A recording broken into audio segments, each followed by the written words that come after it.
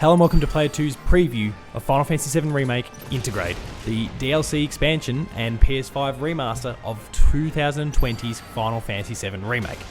In this very special video preview of the game, I have partnered up with Max Cooper of the PopCulturists, and specifically for the players, the PopCulturists PlayStation podcast, to discuss the game in great depth. He's a massive Final Fantasy fan, massive Final Fantasy VII Remake fan, and we got together with the exclusive access that I got to the demo, to some preview footage of the game to discuss it in great depth. If you like what you see, please be sure to go and check out the PopCulturists and For the Players podcast services everywhere. Subscribe to their YouTube channel, subscribe to ours, player2.net.au, and enjoy what's to come. Final Fantasy VII Remake Intergrade is now just over 2 weeks away. We are joined today by Paul James of Player 2 he had the opportunity to spend some time behind closed doors with some upcoming Final Fantasy VII Remake Intergrade. What a mouthful. So, Paul, how did this come about? Naming convention, right? Oh, I know, right? So how did this come about? What did you get to have a look at?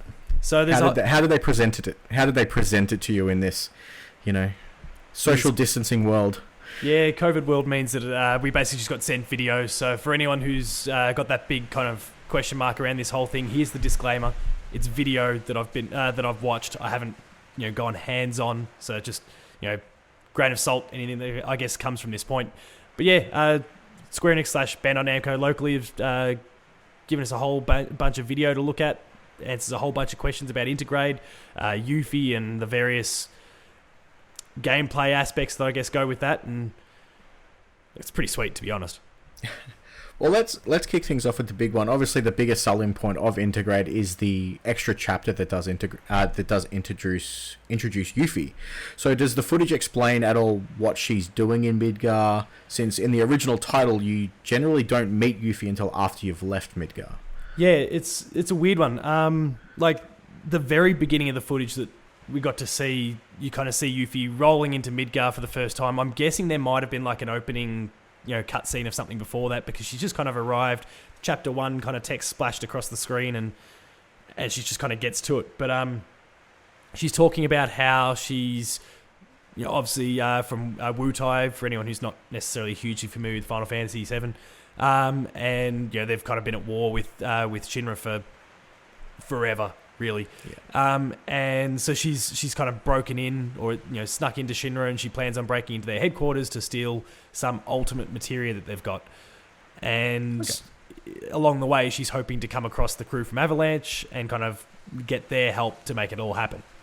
So that's, in terms of narrative context, that's about all we actually got through that entire thing. And I don't blame them for wanting to keep it low key.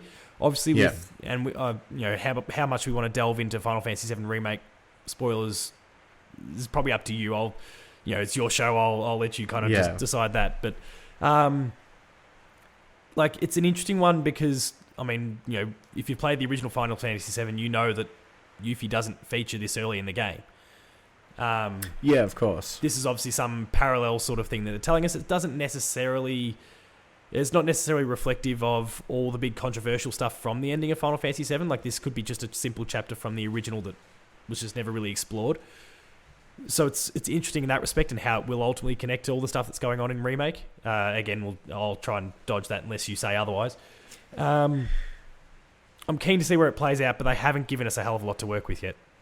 Yeah, so is it mainly just roaming overworld footage and a few combat sequences, if there's a lack of that story content or story beats that they're showing? Yeah, I guess, by overworld, if you kind of mean just kind of navigating the city, like Midgar in the same way that you did in kind of the core Final Fantasy VII Remake, then that's exactly what we see there. A whole bunch of really, really interesting different kind of combat sequences with Yuffie taking on some kind of smaller little goons and some larger opponents as well. I don't recall there being anything that they showed in terms of actual opponents that was in the original version of Remake. I feel like everything we saw was different. There might be one exception that I'm forgetting or something like that, but the overwhelming majority completely new. There was like a gigantipede boss that they showed at the end of the footage. You can kind of maybe get a sense for what this thing looks like, with the name, but like a giant centipede and it certainly gave off a lot of, in terms of the way it was kind of fighting, it gave off a lot of Guard Scorpion sort of tones and vibes. So Guard Scorpion being the original boss from the first boss, from the original game as well as remake. It certainly feels a little bit like that in terms of there's the stages to the boss and the variety of kind of techniques from range to up close and personal, and then of course it's hulking size like that. All those sort of little facets come together and made it feel a little bit familiar in that sense, but it totally won't be, which is kind of cool and exciting. Oh, that's good. So what like going back to the combat that we get to see as with Yuffie, how does she differentiate from the rest of the playable characters from VII Remake? So what I've found, and again, this is the big disclaimer from before that I wasn't actually going hands on with it. It was all video stuff, but just kind of watching the way Yuffie moves, whether it's navigating the environment or specifically in combat, she feels like she's not as agile as Tifa, which I guess is interesting because I'd probably argue just kind of my history with the original game. I'd say they're kind of on a fairly similar level, from different backgrounds, but yeah. She doesn't feel or appear to be quite as agile as Tifa, but she's also not as heavy as Cloud, or certainly not as heavy as Barrett. So there seems to be like a middle ground in terms of just my first thought from a moment there, and I upon reflection, I was completely wrong. She felt a bit clunky. Okay, but that's definitely not the case. Yeah. It's just she's not as swift on her feet as I perhaps expected her to be at first. So is she a ranged character or a melee character? Ranged by default, so there's still the what do you call those? The shuriken is kind of the go-to there. You can certainly get up close and personal and kind of use it as a melee weapon as well. There's a cool like throw feature, almost God of War style. Like you throw it out there and you actually have to press a button again for it to come back. Which was kind of cool. That was the triangle prompt. That one. That was like your heavy, if you think to the original kind of VII Remake mechanics, it was basically square or triangle. That's your triangle attack versus the stock standard kind of melee attack being mapped to square. So that's kind of interesting in terms of maybe what strategic options there are. I'm not going to say it's suddenly the Leviathan axe or anything like that, but it could be kind of interesting how you might choose to throw it, leave it there, whether it's, I don't know, wedged in an enemy or wedged in the environment or whatever the case happens to be, and then recall it, or whether there's even a few seconds that elapse, and if you haven't recalled it, then it just comes back to you. Not too sure. Yeah. Well, it's interesting that she can be used both ranged and up close, because obviously in Final Fantasy VII Remake, you have the for instance, when you're playing as Cloud, you have to if you don't want to waste your mana using magic to hit a long ranged enemy, you have to do that character switch and swap to the ranged characters to shoot someone that's out of your range. It's nice to know that she can adapt to any circumstance, I guess. Yeah, it certainly seems like, I mean, even just based on that, this is certainly me extrapolating. There was nothing in the video here that necessarily suggested this one way or the other.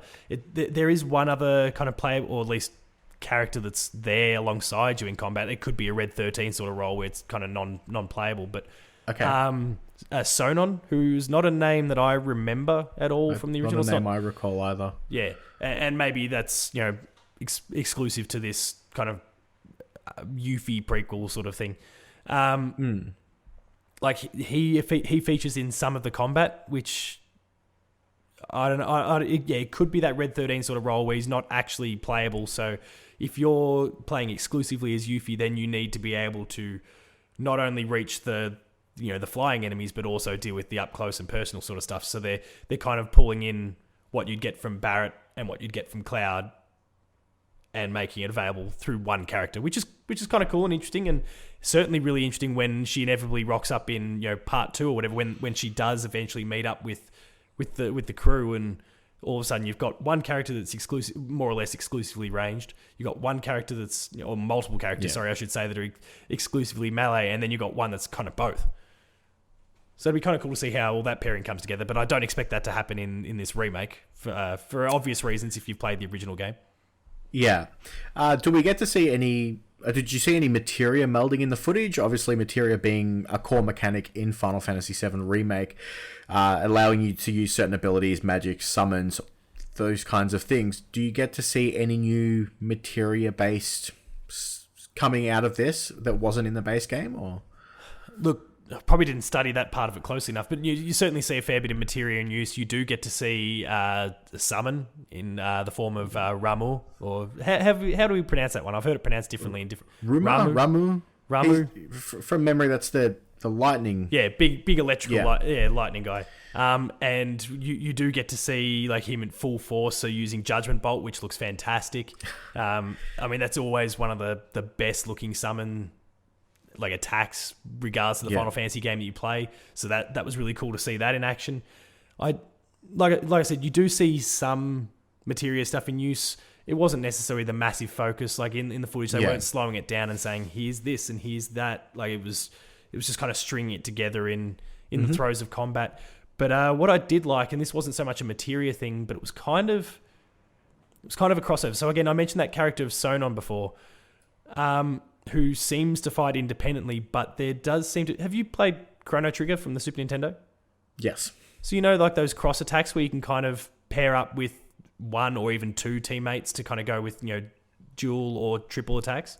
Also similar to like Final Fantasy IX, where you can imbue your sword with magic using VV and... I can't think of the knight's name. Steiner.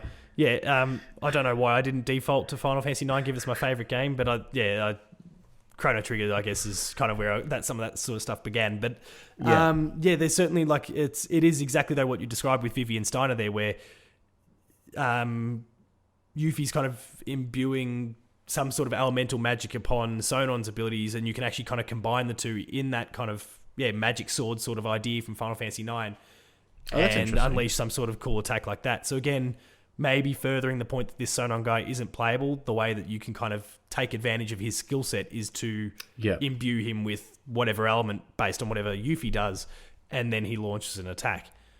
And that still fits in line with all the staggering and all those sorts of things from before, the pressure gauge and that sort of thing. Yeah. What they refer to this thing with Sonon as is the two characters being synergized. There's kind of a little prompt that appears on the screen that says they're synergized, at which point I think that's when you can... The way I interpret it is that's when you can use those maneuvers. So look out for that while you're playing it in like a month from now. Holy shit, we're playing this thing in a month from now, mate. Yeah, I'm so excited. So in the earlier parts of Final Fantasy VII Remake, for example, we get to spend some time with the townsfolk doing side missions, playing mini games. With Yuffie being a stranger to Midgar, do you get to see any of her interactions with the locals? Is there anything? A little bit, like kind of tongue-in-cheek sort of stuff. There's even one or two that seem to identify her as being from Wutai, which is interesting because there is such a clear conflict and all this propaganda coming from Shinra about anyone from outside, basically. So it's kind of I guess they must be sympathizers or even maybe other people who've infiltrated over the journey. But there's some cool little side activities as well. There's one that they kind of lean into a little for maybe a bit longer than they needed to in the footage anyway, where you're collecting flyers for it was like the Happy Turtle shop or something like that. There's like 6 or 7 different flyers that you can go and collect. Sure, and it involves cats because of course it involves cats as well. Final Fantasy VII and some of the people's concerns with cats in that game, that they're making sure to force that down your throat even further. And the one that I took a real liking to, and I'm looking forward to kind of exploring a little bit when the final game comes out, they've added like a mini game called Fort Condor, which obviously, I mean, we know all about Condor in the core Final Fantasy VII game, and it's kind of like a very miniature tower defense sort of thing. You've got a whole you've got 2 opposing teams. You're trying to take out the opposition's kind of. There's kind of 3 basically like forts you got to take out there, 3 stations, and you're kind of placing like it's all big grid based system. You're placing your troops or whatever. It seems like they're all Shinra troops of various different sorts on both sides. They're not trying to lean further into the Wutai versus Shinra thing. It's just you got a Shinra deck and you've got a Shinra deck, and now we're going to play against each other and whatever. But you're placing these units, and they will automatically just default to kind of charging forward. But you want to involve strategy into that by this thing here that they've placed is going to be weak to this sort of ability, so I'll place this unit here. There's layers to that strategy there, and you're hoping that you kind of overwhelm them. I guess I don't, this. I guess this is a really weird one for me to go with, but I think of a game that I spent a lot of time playing, like Gears Pop or Plants vs Zombies, and those in that sort of idea where there is that kind of charge forward, like you're moving forward up the thing, or you've got an opponent that's kind of charging towards you, and you're dropping your units there to try and defend. Or advance. It sounds similar to that of the Fort Condor minigame in the original Final Fantasy VII on PlayStation 1, but just different enough to make it like a slightly more in depth. By the way you explained it, it sounds like it's almost like you have an opponent playing opposing units, as opposed to in the original game you were essentially just funding the defense of the fort. You pretty much hit the nail on the head there, and it looks pretty cool. Okay. I'm pretty keen to explore a little bit more of it. So, it could be a nice little Gwent style distraction. And I mean, Gwent's amazing. Obviously, very very different. But I'm looking for my next Gwent, and I feel like Fort Condor could maybe be that. I know it might be hard to tell or to differentiate in video, but obviously it's going. This is the PS5 release of Final Fantasy VII Remake. Yeah. Can you see a big jump in graphical fidelity from Final Fantasy VII Remake? Because obviously that game looked great when it came out, but there was, I personally had a little bit of texture popping issues in some of the more heavily populated areas of Midgar. I know, obviously, you saw by the sound of it a set piece of footage that may have been several little vertical slices, and 100% curated. So I definitely didn't see any of that, but I am interested to see if we have any doors with horrible rendering and all those sorts of things, like what we saw in Remake. Hell, let's hope that in the remastered version for the PS5 that we actually see that door fixed in the core main game. Like, that'd be a nice little perk. They should actually put that as a dot point. There was so much talk about that. They should put that as a dot point as a part of their marketing, if they've fixed it, of course. But no, it was a little bit hard to tell. It was certainly, very strategically pulled vertical slices, and again, so that makes the whole thing another disclaimer. They are clearly trying to highlight the game at its best, which is which is what any of these sort of events are, and you just hope that the person watching it has a discerning enough eye that can kind of pick through it and focus on the content rather than the way it's presented. But yeah, of course. It's certainly really interesting and certainly really promising, though. I like what I'm seeing from it. With all that said, now this will be my last question, and I wouldn't be able to forgive myself if I didn't ask it. Was there a coming soon Final Fantasy VII Remake Part 2 at the end of the footage? No. Nothing? No. There was what was interesting, though, and I guess just slightly connecting the threads to the core remake title and potentially the sequel, there was, for like a second, probably no more than a second, there was one guy kind of like just a Genova follower, like his hood right up, and he's just kind of that slow Genova chant that they have going. They didn't focus on it all outside of, they clearly a very strategic thing. We'll make Yuffie walk past this person, you hear the voice, and then boom, we cut to something else. Like, they're trying to tease a little bit of that stuff. How deep it goes, I don't know. We're going to get the spirits and all those sorts of things as well. Because, in terms of a timeline, this is clearly going, I'd imagine it's clearly set at the same time that everything is going on from the core game. But it could also just be just as interesting for her to be arriving at Midgar just after everything that's gone on. So she doesn't run into the main cast at all during this footage? No. Okay. She outlines that she's looking for them. Or not even necessarily looking for them, but she hopes to get the support of Avalanche. So, whether that's just, hey guys, any chance you can help, or actually, trying to track them down remains to be seen. The whole enemy of my enemy is my friend situation. Yeah, exactly. So, but they're really trying to hide the story stuff. Like, the extent of it is, I'm Yuffie, I'm from Wutai, and here I am in Midgar. I want to steal this materia. I guess that makes sense. Yeah. And keep it close to the chest. Why not? Yeah. They've already won people over with the remake. It's coming out in, a couple of weeks at this point? Yeah, exactly. Holy shit. Yeah. Just to add to the list of everything else that's coming out. Well, thank you again so much for coming and speaking and, giving this massive fan a little bit of a sneak peek of information. Yeah, I hope you enjoyed it. I hope it was valuable. Yeah, well, it's definitely got me a lot more interested in, I mean, I was already interested in this game, Yeah, but it's definitely liar. given me a... I mean, I'm just covered in Final Fantasy tattoos. Got my Final Fantasy books up in front of me. I'm super keen and ready for this game. It's going to be pretty sweet, I think. Yeah. Well, thank you again. All good, mate. And good luck with the rest of the show. Yeah, that's right. I'm still on it. You're not there. I'm going to handball it to you now, and you can go, Ryan. carry on.